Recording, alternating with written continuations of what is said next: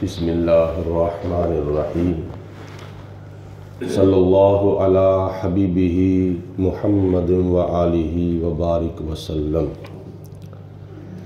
قال اللہ تبارک و تعالی فی القرآن المجید والفرقان الحمید۔ قال یا قوم لم تستعجلون بالسیئۃ قبل الحسنہ لولا تستغفرون اللہ لعلکم ترحمون۔ 19واں پارہ اور سورۃ نمل کی یہ آیت نمبر 46 ہے، جس میں اللہ پاک نے حضرت سیدنا صالح علیہ السلام کی تبلیغ کا اور حق بات کافروں تک پہنچانے کا تذکرہ فرمایا ہے۔ حضرت صالح علیہ السلام اللہ تعالیٰ کے جلیل القدر پیغمبر ہیں اور خدا تعالیٰ کے نبی ہیں، اور قوم سمود کی طرف نبی بن کر تشریف لائے ہیں، اور آ کر آپ نے ان کو دعوت توحید دی، دعوت اسلام دی، دعوت حق دی، جہنم سے بچنے کا حکم دیا اور جنت کی طرف جانے کا حکم دیا کہ تم جہنم کا راستہ چھوڑو اور جنت کا راستہ اختیار کرو، بت پرستی کو چھوڑو اور حق پرستی کو اپناؤ۔ جناب حضرت صالح علیہ السلام نے پہلی بات تو یہ ارشاد فرمائی کہ تم اللہ کی عبادت کرو۔ جب آپ نے یہ اللہ کی عبادت کی، ان کو دعوت دی، تو آپ کی قوم کے دو گروہ ہو گئے۔ ایک گروہ نے آپ کی نبوت کے اوپر ایمان لایا اور دوسرے گروہ نے انکار کر دیا۔ جب دوسرے گروہ کو حضرت صالح علیہ السلام نے ارشاد فرمایا قال یا قومی، آپ نے فرمایا اے میری قوم، لم تستعجلون بالسیئات قبل الحسنہ، تم اچھائی کی طرف جلدی نہیں آتے، تم بھلائی کی طرف جلدی نہیں آتے، بلکہ برائی کی طرف تم جلدی بھاگتے ہو اور جلدی ادھر جاتے ہو۔ اللہ تعالیٰ کی رحمت تم اتنی جلدی حاصل کرنے کی کوشش نہیں کرتے جتنی کوشش تم اللہ تعالیٰ کے عذاب کو حاصل کرنے کی کرتے ہو۔ اللہ تعالیٰ کو راضی نہیں تم کرتے، بلکہ خدا تعالیٰ کو تم جلدی ناراض کرنے کی کوشش کرتے ہو۔ یعنی جنت کی طرف تم بھاگ کر نہیں آتے، بلکہ جہنم کی طرف تم بھاگ کر جاتے ہو۔ کیوں خدا کے غضب کو اتنی جلدی دعوت دیتے ہو؟ حضرت صالح علیہ السلام نے ارشاد فرمایا تھا کہ تم اللہ تعالیٰ کی توحید پر ایمان لے آؤ اور میری نبوت کے اوپر ایمان لے آؤ، آخرت پر ایمان لے آؤ، مرنے کے بعد زندہ ہونے پر ایمان لے آؤ، اور تم اچھے رہو گے، ورنہ تمہارے اوپر عذاب آ جائے گا، تمہارے اوپر اللہ تعالیٰ کا قہر نازل ہوگا، جیسے تم سے پہلے قوم عاد کے اوپر اللہ کا قہر نازل ہوا تھا۔ تو انہوں نے آگے سے چیلنج کر دیا کہ لے آ عذاب وہ جو تو لانا چاہتا ہے، وہ اللہ تعالیٰ سے کہو کہ وہ عذاب بھیج دے جو وہ بھیجنا چاہتا ہے۔ ہم نے نہیں ماننا، ہم نے نہیں اللہ کی توحید کو ماننا، ہم نے نہیں بت پرستی کو چھوڑنا، جو کرنا ہے کر لو۔ انہوں نے اللہ تعالیٰ کے غضب کو، خدا کے قہر کو دعوت دی۔ جب انہوں نے چیلنج کیا تو پھر جناب نوح علیہ السلام نے فرمایا کہ تم کیوں اتنی جلدی اللہ کا عذاب مانگتے ہو؟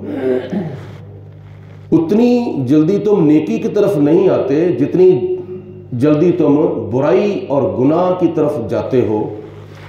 لما تستعجلون بالسیئات قبل الحسنہ، اتنی جلدی تم نیکی کی طرف نہیں جاتے جتنی جلدی تم گناہ اور جرموں اور بت پرستی اور شرک اور کفر کی طرف جاتے ہو۔ لولا تستغفرون اللہ، کیوں نہیں تم اللہ تعالیٰ سے استغفار کرتے؟ کیوں نہیں تم اللہ تعالیٰ سے معافی مانگتے؟ اگر تم اللہ تعالیٰ سے اپنے گناہوں کی معافی مانگو گے، کفر سے توبہ کرو گے، شرک سے توبہ کرو گے، بت پرستی سے توبہ کرو گے، تو پھر کیا ہوگا؟ لعلکم ترحمون، اللہ تعالیٰ تمہارے اوپر رحم فرمائے گا، تم نیکی کی طرف آ جاؤ، شاید تمہارے اوپر رحم کیا جائے، شاید تمہارے اوپر اللہ تعالیٰ کا فضل ہو جائے اور تم اللہ کو راضی کر لو۔ لیکن اس کے لیے ضروری یہ ہے کہ لولا تستغفرون اللہ، تم اللہ تعالیٰ سے اپنے جرموں کی یعنی کفر سے اور شرک سے توبہ کر کے اللہ تعالیٰ سے اپنے گناہوں کی معافی کیوں نہیں مانگتے؟ یہ اللہ تعالیٰ سے معافی مانگنا، استغفار کرنا، یہ ہر وقت ہمارے اوپر ضروری ہے، واجب ہے۔ نماز فجر کے وقت میں فرض ہے، ظہر کی نماز ظہر کے وقت میں فرض ہے، عصر کی نماز عصر کے وقت میں فرض ہے، عشاء کی نماز، مغرب کی نماز، یہ اپنے اپنے وقتوں میں فرض ہے۔ حج جو ہے وہ حج کے مہینے میں فرض ہے، زکوٰۃ جو ہے وہ سال کے بعد فرض ہے، روزے رمضان المبارک میں فرض ہیں، توبہ، استغفار، اپنے گناہوں کی معافی مانگنا، یہ ہر وقت بندے کے اوپر واجب ہے، کیونکہ بندے کو پتہ بھی نہیں ہوتا مجھ سے گناہ ہو گیا ہے۔ سہواً قصداً خطائیں، گناہ صغیرہ کبیرہ ہوتے ہیں، تو ہر وقت اللہ تعالیٰ سے اپنے گناہوں کی معافی مانگنی چاہیے، استغفار کرنی چاہیے۔ نبی کریم علیہ الصلوۃ والسلام نے حدیث پاک میں ارشاد فرمایا، اللہ تعالیٰ سے استغفار کرو، میں خدا کا نبی ہو کر، اللہ کا محبوب ہو کر، سارے نبیوں کا امام ہو کر، معصوم ہو کر، میں صبح سے لے کر شام تک 70 مرتبہ اللہ کی بارگاہ میں استغفار کرتا ہوں۔ یہ نبی پاک علیہ الصلوۃ والسلام کا فرمان ہے۔ حالانکہ حضور علیہ الصلوۃ والسلام کے بارے میں گناہ کا، خطا کا، غلطی کا تصور بھی نہیں کیا جا سکتا۔ حضور علیہ الصلوۃ والسلام نے ارشاد فرمایا کہ میں اللہ کا آخری نبی، آخری رسول ہونے کے باوجود، گناہوں سے پاک اور معصوم ذات ہونے کے باوجود، میں 70 مرتبہ صبح سے لے کر شام تک اللہ کی بارگاہ میں استغفار کرتا ہوں۔ تو ہم کتنی مرتبہ اللہ تعالیٰ کی بارگاہ میں معافی مانگتے ہیں؟ ہم اپنے گریبان میں منہ ڈال کر جھانکیں، کیا ہم خطا نہیں کرتے؟ کرتے ہیں۔ گناہ نہیں کرتے؟ کرتے ہیں۔ ہم تو قدم قدم پہ گناہ کرتے ہیں، ہمارے ہاتھ گناہ کرتے ہیں، ہمارے پاؤں گناہ کرتے ہیں، ہماری آنکھیں گناہ کرتی ہیں، ہمارے کان گناہ کرتے ہیں، ہماری زبان گناہ کرتی ہے، ہمارا دل، ہمارا دماغ گناہ کرتا ہے، جسم کا ایک ایک حصہ گناہ کرتا ہے، اور پتہ ہی نہیں چلتا کہ ہم کتنے گناہ گار ہو چکے ہیں۔ صبح سے لے کر شام تک ہم کتنے گناہ کرتے ہیں، ہمیں پتہ ہی نہیں ہے۔ ہم تو اتنا تصور کرتے ہیں کہ اتنے شاید ہمارے جسم کے اوپر بال نہیں جتنے ہمارے اوپر گناہ ہیں۔ تو کیا ہمارے لیے ضروری نہیں ہے کہ ہم گناہوں سے توبہ کریں، اللہ تعالیٰ سے معافی مانگیں، خدا تعالیٰ سے استغفار کریں؟ اللہ کے نبی ہو کر گناہ، اللہ تعالیٰ کے نبی ہو کر اللہ تعالیٰ سے استغفار کرتے ہیں۔ حالانکہ اس کا مطلب یہ نہیں کہ نبی پاک علیہ الصلوۃ والسلام سے معاذ اللہ ثم معاذ اللہ کوئی خطا ہوئی تھی، کوئی گناہ ہوا تھا، کوئی غلطی ہوئی تھی تو اس کی اللہ تعالیٰ سے معافی مانگتے ہیں۔ نبی کا جو عمل ہوتا ہے وہ امت کے لیے ایک نمونہ ہوتا ہے، تو اس لیے نبی کریم علیہ الصلوۃ والسلام کی تعلیمات پر عمل کرتے ہوئے ایسی توبہ کرو کہ جو ہمارے لیے توبۃ نصوحہ بن جائے۔ اس ضمن میں ایک چھوٹی سی بات سماعت فرمائیں۔ جناب حضرت سیدنا فاروق اعظم رضی اللہ تعالی عنہ، آپ گشت کیا کرتے تھے، ہاتھ میں درہ ہوتا تھا، تو آپ مدینہ المنورہ کی گلیوں بازاروں میں گشت کیا کرتے تھے، اپنی قوم کی، اپنی رعایا کی خبر لیا کرتے تھے، کون بھوکا، کون پیاسا ہے، کون ننگا ہے، کون بے گھر ہے، کون بے زر ہے، کون کس مصیبت میں پھنسا ہوا ہے، کون کس مشکل میں پھنسا ہوا ہے۔ جناب فاروق اعظم رضی اللہ تعالیٰ عنہ اپنی رعایا کی خبر لیا کرتے تھے، اور اس ضمن میں کافی واقعات بھی ملتے ہیں۔ تو آپ نے دیکھا کہ ایک بندہ گلیوں بازاروں میں چکر لگا رہا ہے، گرمیوں کے دن ہیں، اس نے جبہ پہنا ہوا ہے، اوپر کمبل اوڑھا ہوا ہے، کمبل کا جرمٹ مارا ہوا ہے، تو جناب فاروق اعظم رضی اللہ تعالیٰ عنہ کو شک پڑ گیا کہ اس نے اپنے اوپر کمبل کا جرمٹ کیوں مارا ہوا ہے۔ آپ نے اس کو دور سے بلایا تو سر سے لے کر پاؤں تک اس کا جسم جو تھا وہ کانپنا شروع ہو گیا۔ آج میری خیر نہیں ہے۔ جناب فاروق اعظم کے ہاتھ میں درہ ہے، اور درہ بھی کوئی ایسی ویسی بات نہیں تھی، بلکہ آپ کے درے کا بڑا رعب اور بڑا دبدبا تھا، بڑا وقار تھا۔ ایک مرتبہ مدینہ شریف کی زمین کے اوپر زلزلہ آ گیا تو جناب فاروق اعظم رضی اللہ تعالیٰ عنہ نے اپنا درہ زمین کے اوپر مار کے فرمایا کہ اے زمین، کیا عمر نے تیرے اوپر بے انصافی کی ہے؟ اگر تیرے اوپر عمر نے بے انصافی کی ہے تو تجھ پر زلزلہ آنا چاہیے، تو اگر تیرے اوپر جناب فاروق اعظم نے عدل کیا ہے، انصاف کیا ہے، آج تک بے انصافی نہیں کی ہے، تو تیرے اوپر زلزلہ کیوں آیا ہے؟ 1400 سال گزر چکے ہیں، دائیں بائیں زلزلے آئے ہیں، لیکن مدینہ شریف کی سرزمین کے اوپر اس وقت سے لے کر آج تک زلزلہ نہیں آیا ہے۔ یہ جناب فاروق اعظم رضی اللہ تعالیٰ عنہ کے درے کا کمال تھا۔ تو بڑا رعب تھا، بڑا دبدبا تھا جناب فاروق اعظم کے درے کا۔ اس بندے نے دیکھا، حقیقت میں وہ شرابی تھا، شراب پینے کے لیے جا رہا تھا شراب خانے، اس نے بوتل بغل میں دی ہوئی تھی شراب کی، تو جناب فاروق اعظم نے بلایا تو اس کا جسم لرزہ برہمدام ہو گیا، کپ کپی طاری ہو گئی، ڈر گیا۔ آنے سے پہلے اس نے اللہ کی بارگاہ میں توبہ کر لی، یا اللہ آج تیرا یہ گناہگار بندہ تیری بارگاہ میں توبہ کرتا ہے، یا اللہ آج میں پکی توبہ کرتا ہوں، آئندہ کے لیے شراب نہیں پیوں گا، پکی توبہ کرتا ہوں، آئندہ کے لیے میں شراب نہیں پیوں گا۔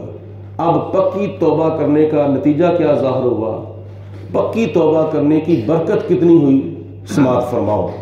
جناب فاروق اعظم کے پاس آیا، عرض کی حضور حکم، آپ نے فرمایا کہ یہ گرمیوں کے دن تو نے گرم یہ جبہ بھی پہنا ہوا ہے اور اس کے اوپر آپ نے کمبل بھی اوڑھا ہوا ہے، کمبل کا جرمٹ بھی مارا ہوا ہے، اور مجھے شک لگا رہا ہے جیسے آپ کی بغل کے اندر کچھ چیز ہے، نکالو کیا ہے۔ اس نے کانپتے ہوئے اپنی بغل سے وہ بوتل نکالی اور بوتل نکال کر کہا کہ اس میں کیا ہے؟ آپ نے فرمایا اس میں کیا ہے؟ تو اس نے کانپتے ہوئے ڈرتے ہوئے کانپتے ہوئے اس نے کہا کہ اس کے اندر دودھ ہے۔ تو آپ نے فرمایا اگر دودھ ہے تو پھر چھپانے کی لکانے کی ضرورت کیا تھی؟ کیوں اس کو آپ نے چھپایا ہوا ہے؟ کیوں اس کو آپ نے مخفی رکھا ہوا ہے؟ ایسے چھپایا ہے جیسے اس کے اندر شراب ہے، جیسے شراب چھپاتے ہیں۔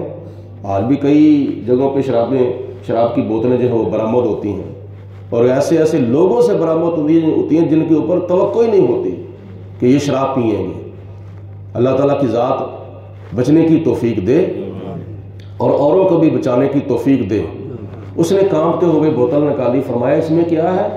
اس نے ڈرتے ہوئے لرزتے ہوئے کہا کہ اس کے اندر بوتل ہے۔ کون سی بوتل کے اندر کیا ہے؟ جی دودھ ہے۔ آپ نے فرمایا اگر دودھ ہے تو پھر ڈرنے کی ضرورت کیا ہے، چھپانے کی ضرورت کیا ہے؟ آپ نے فرمایا مجھے ابھی بھی شک ہے، اس کا ڈھکن اتارو، اس کا کاک اتار کر مجھے دکھاؤ۔ جناب فاروق اعظم نے خود پکڑا اس بوتل کو اور پکڑ کر اس کا ڈھکن اتارا اور اتار کر اپنے ہاتھ کے اوپر اس کے قطرے گرائے تو واقعتاً وہ شراب کی بجائے دودھ کے قطرے نکل آئے تھے۔ اس کی کیا وجہ تھی؟ اس کی وجہ یہی تھی کہ اس کی سچی توبہ کا نتیجہ تھا، سچی توبہ کی برکت تھی۔ اللہ تعالیٰ کی بارگاہ میں اس نے سچی توبہ کی تو اللہ پاک نے اس کی شراب کو دودھ کے اندر متشکل کر دیا، دودھ کے اندر تبدیل کر دیا۔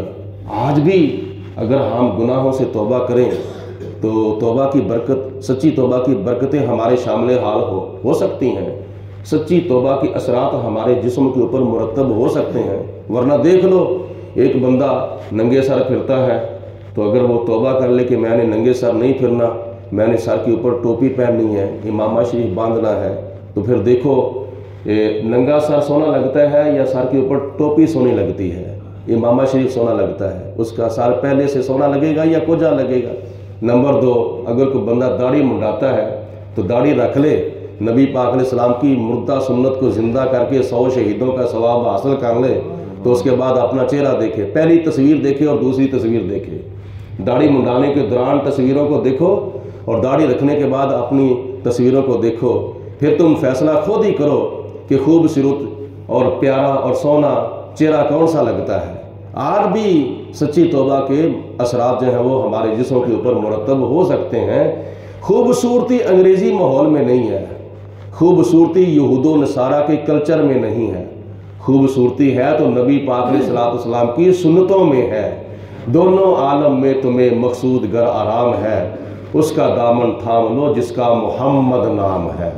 اللہ پاک ہم سب کو عمل کرنے کی توفیق عطا فرمائے۔ وآخر الدعوانا ان الحمدللہ رب العالمین، والصلاة والسلام علیکم